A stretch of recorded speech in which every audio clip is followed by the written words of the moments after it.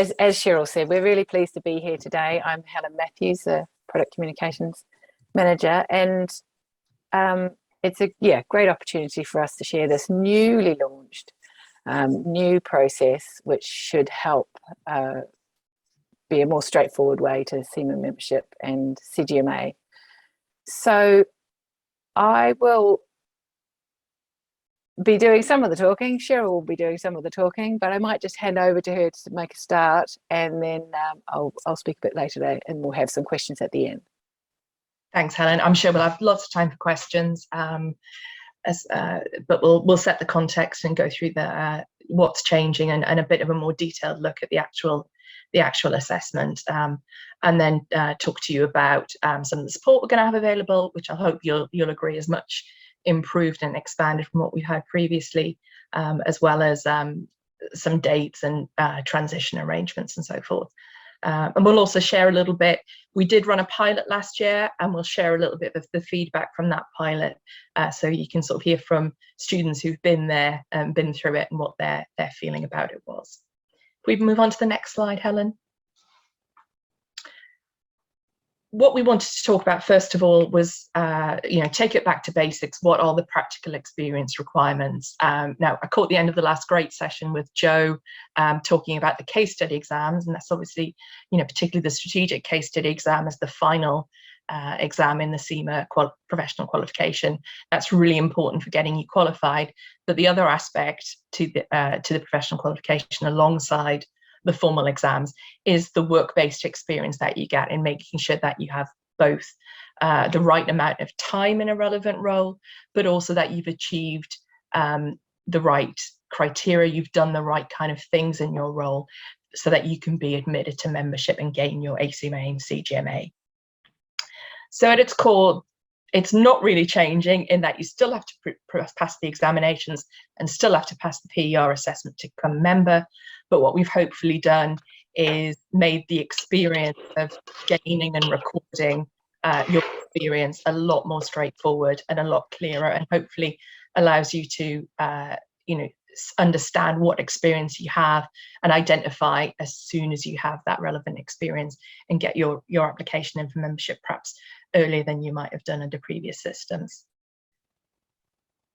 And it's, Helen, if we move on to the next slide. So the improvements we've made, as we've said before, we understand there's been feedback about where there's been headaches and issues with the current way we do things. So we've taken action on those kind of feedback and sought to improve those bottlenecks or problems, or then where people have needed to contact us for a lot of support. So we've simplified the process and the whole experience, but we've maintained the high standards and the rigor of the assessment and what you're required to do, because we can't dumb down there. We need to make sure that our members have the right experience, are the right quality, to continue to maintain the value of your qualification. We've looked at what we're asking people to do and record, and the standards that we're assessing you against in your practical experience. So we've actually updated those in line with the Future of Finance research, which started a couple of years ago and influenced the new syllabus exams, which came in at the professional qualification of 2019. And we're aligning the practical experience requirements with that, so it does truly reflect the kinds of work people in the finance profession are doing now, the kind of skills and so forth that employers value. We're looking at an increased focus too, not just on technical competence, but the underpinning skills and behaviours that that employers are increasingly demanding for their finance professionals to show, and which are the kind of things that you develop them early on and you continue to use them throughout your qualification. And we also wanted to bring increased clarity and transparency about what's required to pass the assessment and improve our support for everyone involved in the process. So that's both students who are making the applications and their employers or supervisors who are supporting them and signing off a lot of the information. Now I spotted a question in the chat there. just to clarify, any experience that you gain either before, during, or after, if it's relevant, before, during, or after sitting CIMA examinations and studying, can be used towards the practical experience requirements. So if you started studying CIMA and you've got 3 years practical experience prior to that, and it meets all the criteria, you could use that, or use a mix of something that's been required before, during, or after, depending on when you've gained your work experience. Helen, if we move on to the next. And just a few dates to sort of set the context of where we are now. You're the first student group that we're presenting to. We formally launched the new format on the 31st of March. We did have a very successful pilot in 2021, which allowed us just to really test that what we were putting forward was workable, both in terms of the criteria, our instructions, the format of the assessment, and so forth. And that was a really great experience. We got a lot of great feedback. There were some tweaks we needed to make, but which have informed sort of some tweaks to the application format and things like that. But fundamentally, it proved to us that the approach was completely sound. It was well received by our pilot participants, and that the standard and the rigor of that assessment was not any different to what we're having in the current system, and we could be confident that it was comparable and still qualifying the right people for CIMA membership. So we're launching this with an electronic form to start with. We'll have an online fully operational system available for it later in the year, and we'll talk later about transition, but we currently have a couple of other routes, as you might know, in progress, but they'll eventually be phased out, and we will have one sole process with everyone working to a common standard to gain their ACMA and CGMA. Helen, if we move on. So we'll now talk through what the new criteria is. I spotted a question about PER supervisors. I've got a slide on that later, so we'll come to that. And let's head in and have a look at the sort of principles of the assessment.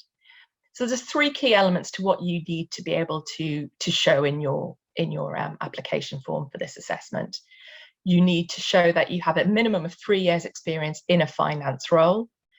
And then you also need to show how you've achieved some core work activities and also some professional skills and behaviours. And we'll talk through each of those in detail over the coming slides. We've created a highly structured record of my practical experience form, which guides you through noting down all of your achievements and selecting the right kinds of examples and so forth to put forward to act as a showcase of you and your own personal and unique experience and achievements that you've had in your career to date.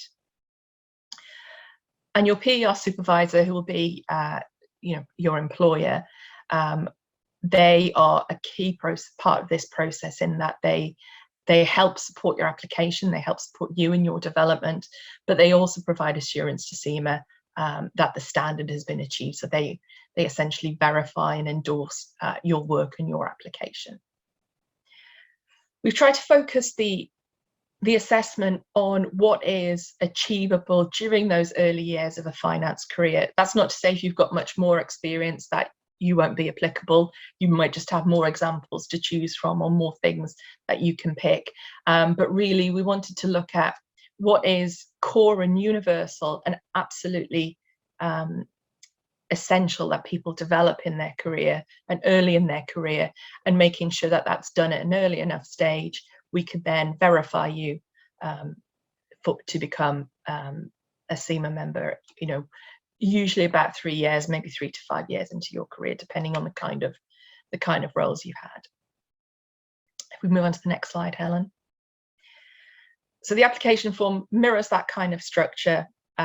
It asks for some personal details, your employment history and details of your supervisors. And then the main meat of it is around recording some examples of your work to evidence how you've achieved the core work activities and the professional skills and behaviours. There's a declaration to sign, which is common to all the versions that we've had out, about various undertakings that you must adhere to if you want to become a member of the Institute. And you'll also need to include your PER supervisor sign-off forms in that. There's no change to when you can apply. I've just seen a question on that. You can apply as soon as you completed the strategic objective test, and therefore you can have your decision on this pending. And then once you pass the strategic case study exam, if you've passed the experience side, you'll then be admitted to membership on that result for the strategic case study exam being achieved. If not, you can complete this after the event, after you've sat the strategic case study exam.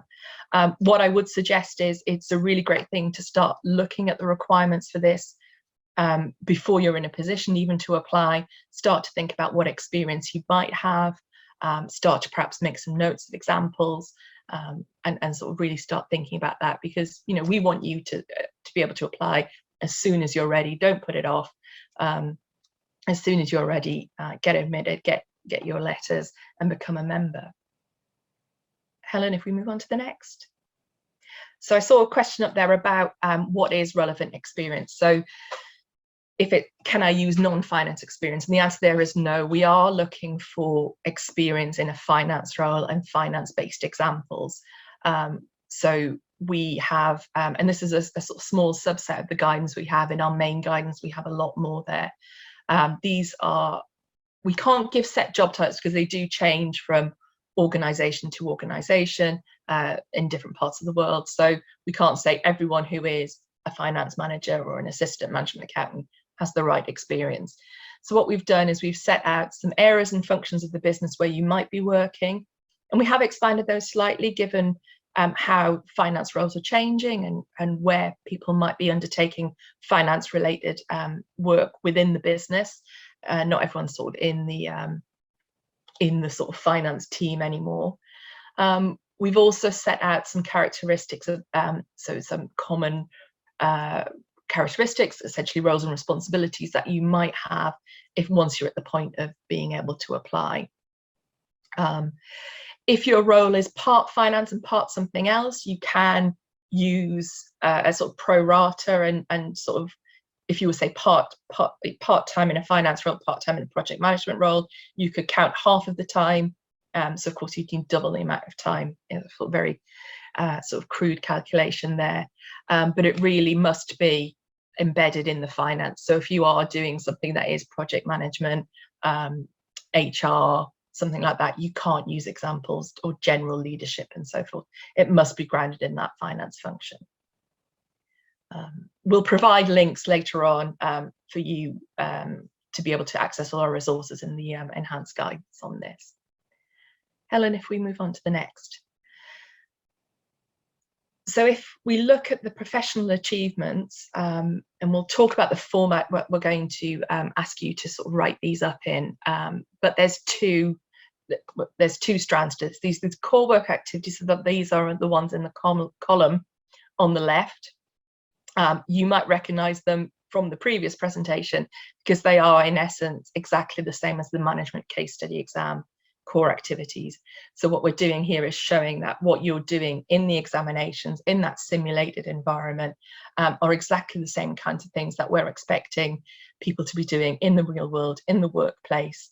And we're going to ask you to show in this assessment, in this application for membership, how you're actually putting that stuff into practice in the real world and adding value to the business,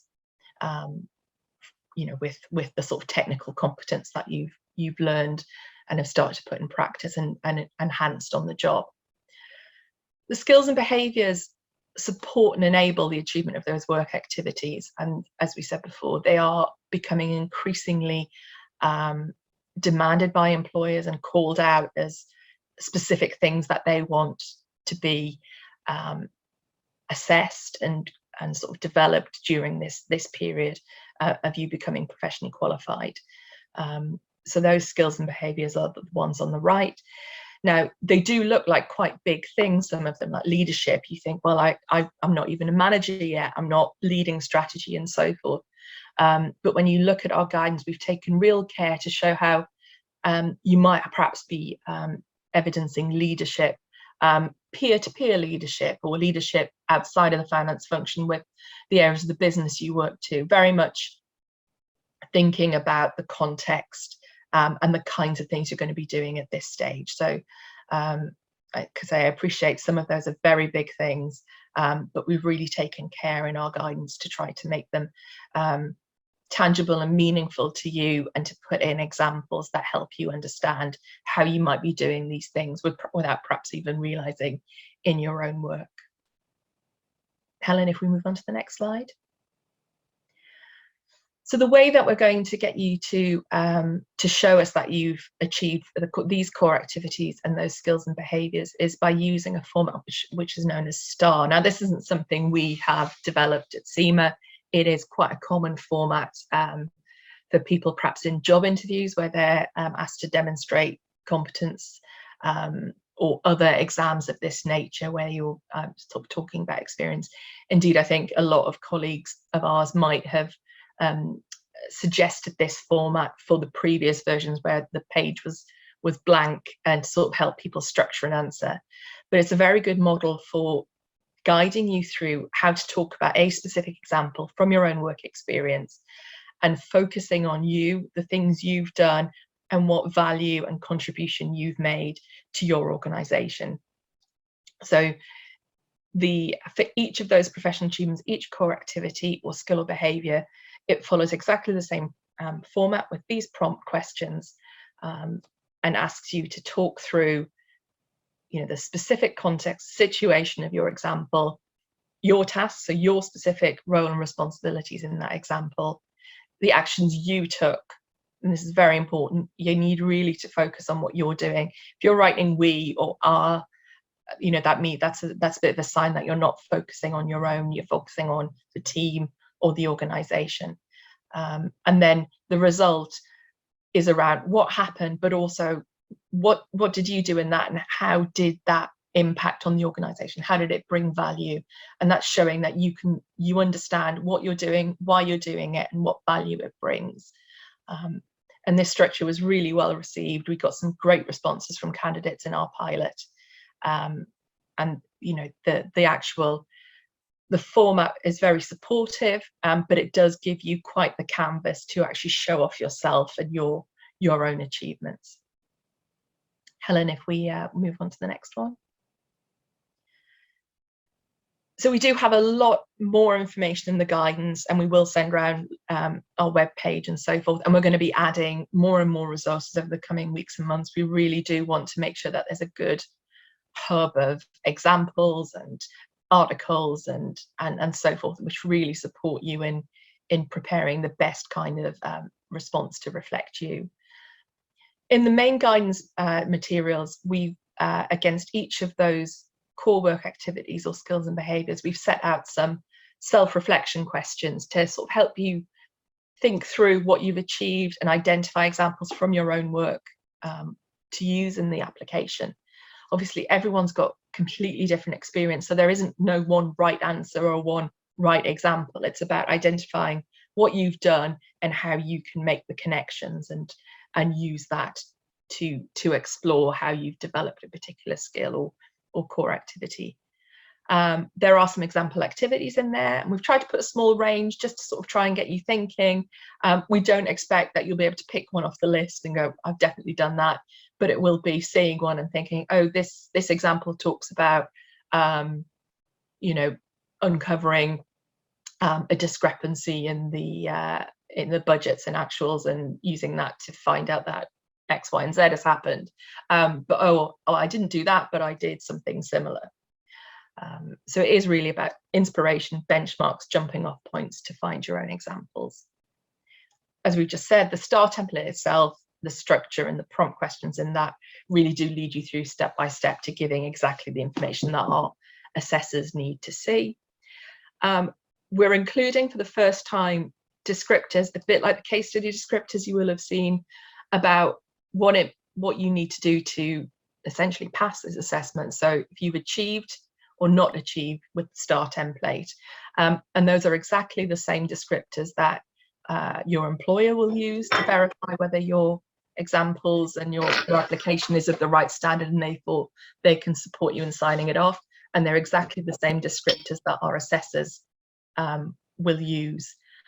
So therefore you can use them as a checklist and say, have I met all of these aspects? Am I confident that I'm, everything in the achieved column is what I've done with my response before submitting it.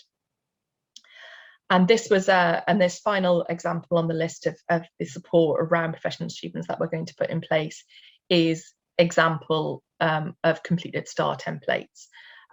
This was the #1 thing that was requested by our pilot participants. We know it's been requested over the years as well. So we'll put in place some examples of some good and maybe some not so good, some could do better responses, with some comments from an assessor, in a bit like if you've seen our case study walkthrough answers. We know students like to see the length of the style and so forth of something to understand what they need to achieve themselves and to provide inspiration in that way. So those will be coming later this month, early next month. Helen, if we move on. So you've completed the application, you've written up the STAR templates for all of the core activities. You need to do 3 of the 5 core activities, so that gives you a little bit of flexibility depending on what your role's been. Some are perhaps better suited to some areas of the finance function than others, but you must show all of the skills and behaviours. They're seen to be so critical and universal that you must do that. So you've got a fully completed application. You need to get it signed off by your PER supervisor. So we'll move in now, Helen, to talk about who can be your PER supervisor. I know there was a question about that earlier. So your PER supervisor will likely be someone who's been perhaps your line manager or another senior manager in your organisation. It must be someone who's had direct oversight of the experience and the examples that you're using. We do ask them to make a declaration that what you've written is true and accurate and you've achieved the standard. So they really need to be a person who's been close enough to see that. But we recognise in certain organisations and the way they're set up, that's perhaps not always a line manager, or line managers have moved on and so forth. So we have a lot of different examples in the FAQs on our website about if you have a different situation to where your line manager is your PER supervisor. So do take that, take a look at those if you might be in a situation where your PER supervisor might be someone other than your line manager. The PER supervisor doesn't need to be a CIMA member or even a qualified accountant. As I said, they must just be in that position where they've overseen your work and seen the impact you've had on the business. Your PER supervisor can't be a relative. And one change from the current approach is there's no fixed number of supervisors. I think some of you might be familiar with, we often say for a proposer and a second, so you must have 2. Really, we've taken the approach that we want to, it's about how many are needed and who is the best person to verify and sign off particular aspects of your experience. So if you've only ever had one line manager, one role, and he's overseen everything, then he can sign off everything, and that's just one person you need. If you've had perhaps several roles, or you've had split line management, or your line manager has changed, sometimes you might have a choice who can sign off certain aspects, or they may sign off different elements of it, whether it's the time aspect or the professional achievements.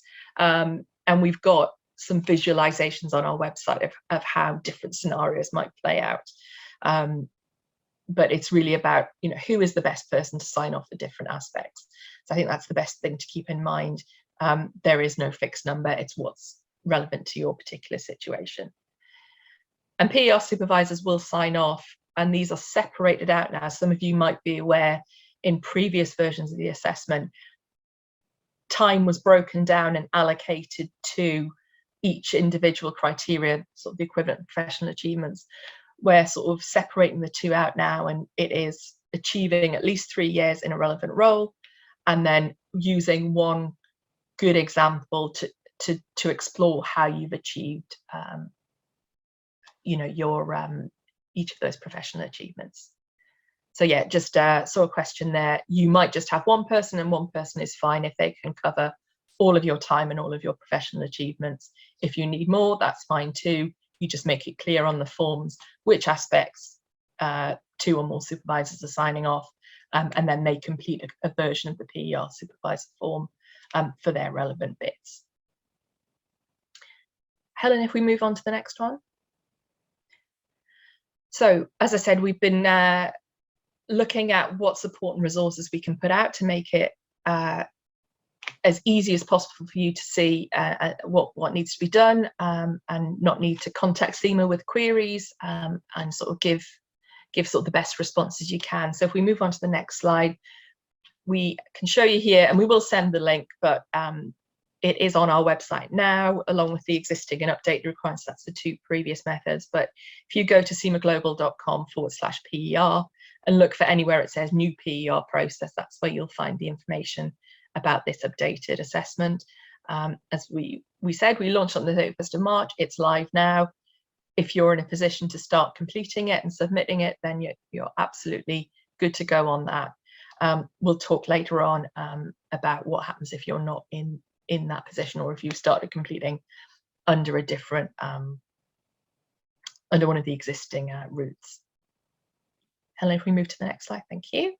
So we have a lot of resources and support material already available. There is the form itself, supervisor's form, lots of updated web pages, and also we've updated the existing pages to show the dates and how we're phasing out those other routes, and we'll check in on those dates a bit later.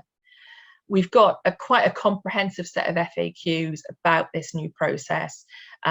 We built those up before and during the pilot, and we have and will continue to add to them as this new assessment comes embedded. And the kind of once we see, oh, we're getting a lot of questions about this, let's add some FAQs. So it's a good one to keep checking back to see what the latest is, because that's probably where we'll start to put updated sort of support first. We have good, comprehensive, full guidance documents for both the applicants and their supervisors. And then there's some other supporting articles, such as we have an article called Superstar, which is all about getting the very best out of your STAR templates.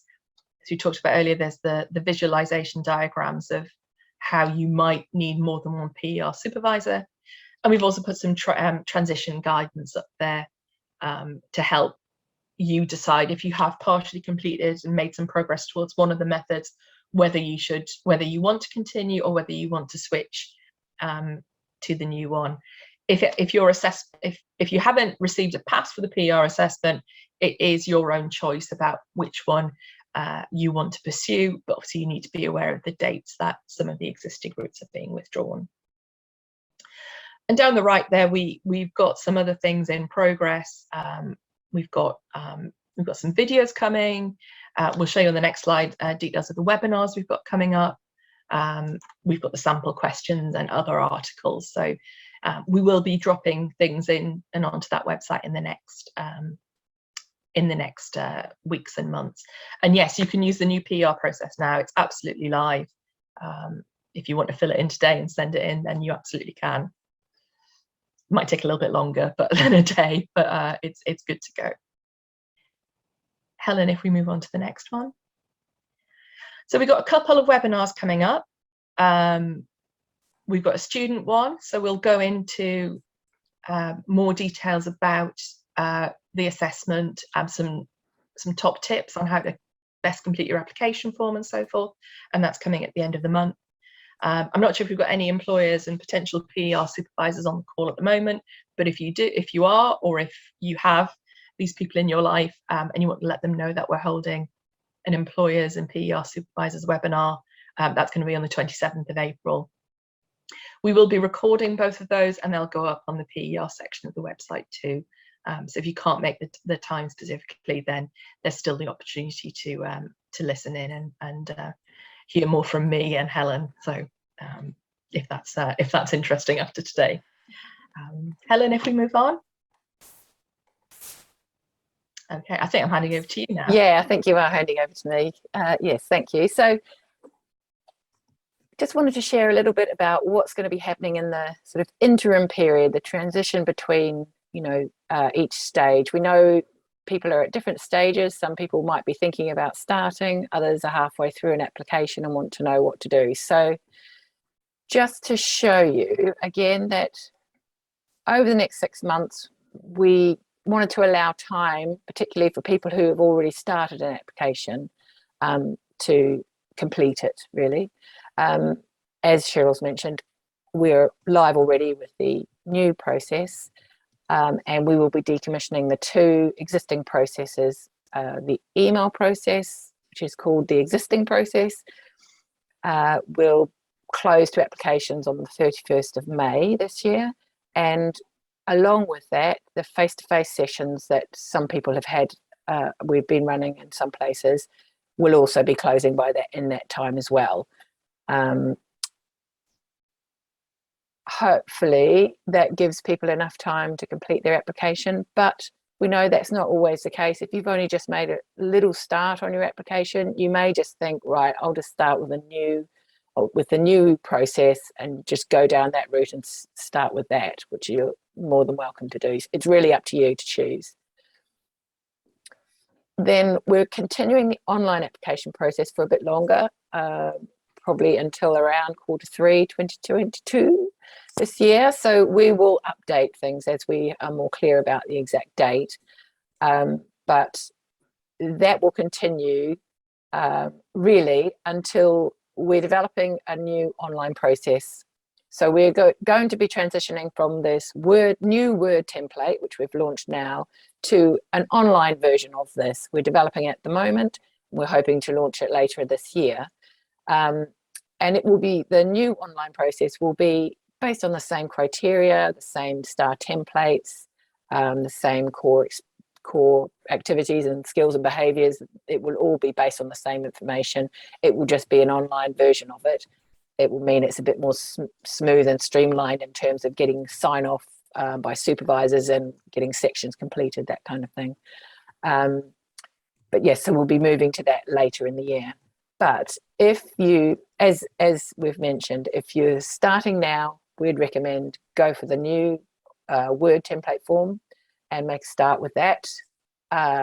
If you've got an existing application going at the moment, then you can choose to continue if you think you can complete it by the deadline, or you may just want to make a start on the new process. Yeah.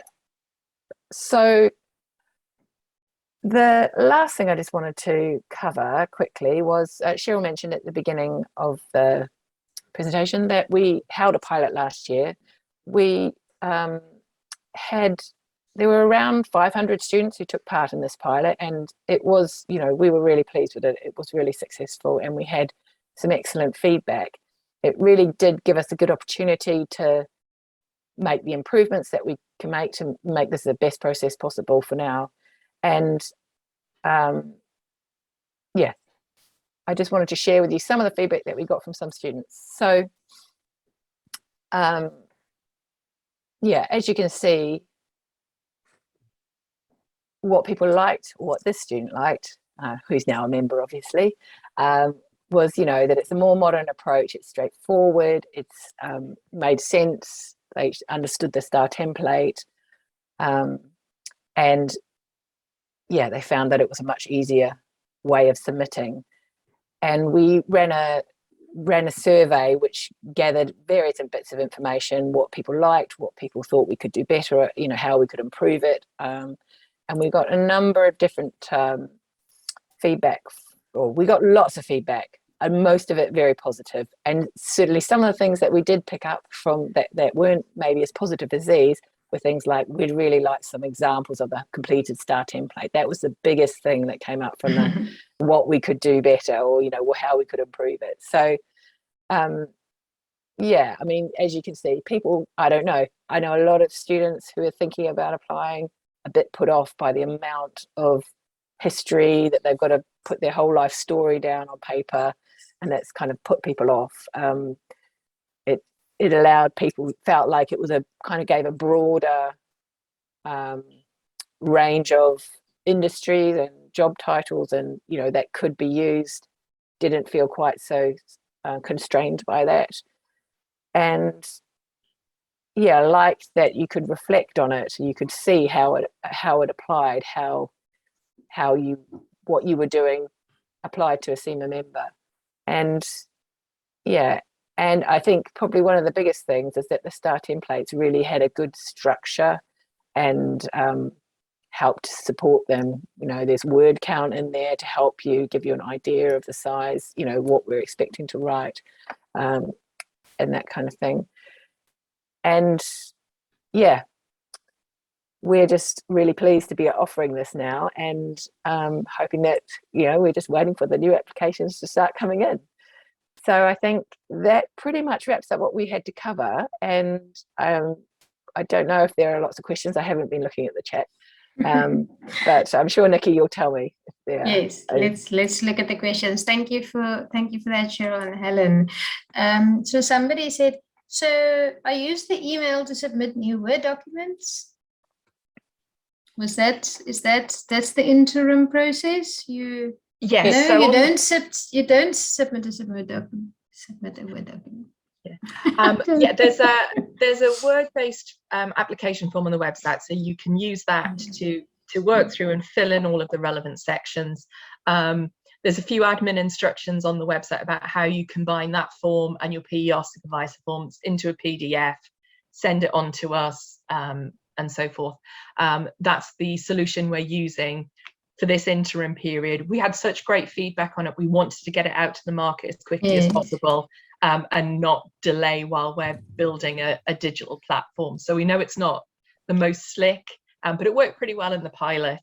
And hopefully the benefit of having this new criteria and structure to work with will sort of balance out sort of some of the niggles about this kind of admin. Excellent. I have a question. What happens if you're self-employed in regards to the supervisor? Yes, we have some information on our website about that. It will depend on circumstances, but sometimes we can accept maybe an external client you work with, your bank manager, another accountant you might have worked with, and so forth, to actually verify. So we've got some guidance on the website around that. So we recognise, many of our prospective members aren't in the traditional employment roles, so there are ways of doing that. So yes, it's definitely in the FAQs, that one. There's lots of different questions about what. Yeah. And I imagine then I do not report to my employer but directly to our external auditors. Would they be able to sign off my experience for the PER? Yes, I think that's another example of fantastic. And then somebody, Karen, asked, how do we get the ACMA qualification? I'm only aware of the CGMA that I will attain if I pass the STRAT case study. Okay. Helen, do you want to, or shall I? Well, I mean, by completing this process, you will get both the ACMA and the CGMA designation. So you'll be getting both of them at the same time through this process. I don't know if you want to add anything there, Cheryl. I think just, I'm sure you all know this, but ACMA letters means you're an associate member of CIMA, the Chartered Institute of Management Accountants, and then the CGMA designation is Certified Global Management Accountant, which is the designation given by the combined association body, which is CIMA and the American Institute of CPAs. So you get two for the price of one. So you get two sets of letters to use after your name. Do you also still get FCMA after a while? You have to undertake another assessment to show that you have an additional 3 years at a senior and strategic level to be awarded FCMA. Excellent. Okay, let's see if there are any more. Since the PER supervisor cannot be a relative, how will it work if you work in a family-owned business and have no non-relative supervisors? I would maybe, the same kind of guidance we talked about earlier about someone who's maybe self-employed or would apply, I think, looking to maybe someone external to the business. So those same kinds of people, I think, would apply there. Yes. If you've got, like, we talk about the auditor, external auditor or something like that, or another accountant you're working Someone, with. yeah, someone who does the accounts, or yeah. Somebody asked, oh, I don't know, this is a South African based, let me read the question and maybe somebody else on the team knows. If another professional body, so we've got South African professional body, CIMA, had signed me off and I want to use those competencies in my PER, can I simply provide a sign-off certificate from a professional body, or do I need to provide details of the competencies in the PER? I imagine you would need to provide details of the competencies in the PER. You can't just provide a sign-off certificate from a different professional body. That's right. We feel that the practical experience is such an integral part of becoming qualified. You do need to demonstrate how you've met our requirements, which are probably a bit different to what CIMA or another professional body might have. So unfortunately, you will have to go through this process, but you know, as you've hopefully seen, it's not very painful at all now. So no, and quite valuable. Yes, like I feel writing monthly reports are valuable. You never look forward to it, but when you do it, you realize, oh, this reflecting back is actually quite valuable. Yeah, absolutely. And I think, you know, part of the process that you'll go through to do this is something you're going to have to do regularly for the rest of your professional career. You know, you've probably heard words like continuing professional development. You know, the profession doesn't stand still. You're going to constantly have to look at yourself and see what experience, what skills do I have, and what do I perhaps need to develop further. And that, so going through this process of preparing for this assessment starts to help you develop those sort of self-analysis skills, self-reflection. So it is 100%. You know, a valuable process and skill to acquire incidentally through doing this. Okay, Biko has a very interesting question. I'm a bit stumped by it. So he or she says, what advice would you give someone that's on CIMA strategic level, but not currently in a finance role? With regards to acquiring the required experience, you have to get into a finance role, don't you, or not? You do. It has to be in the, you know, in the finance. We know we're not qualifying project managers. We're not qualifying, you know, regular managers. So I think, and you know, I unfortunately don't have skills in this area to sort of help you with, you know, recruitment and finding a role and so forth. But what I would say is, you know, you can use, you know, perhaps part-time work and so forth, or if only part of the role has a bit of finance in. So if there is an opportunity for you to start to undertake some finance related tasks, and then, you know, even if it's 1 day a week, you know, it's still a sort of fifth of getting to close to what you need to do. So yeah, unfortunately it is trying to get into a role in that area. But hopefully if you're sitting the exams, passing the exams, that shows a commitment to that, and you are, you know, gaining experience in the exams and simulated world. So hopefully that can help you towards finding a role.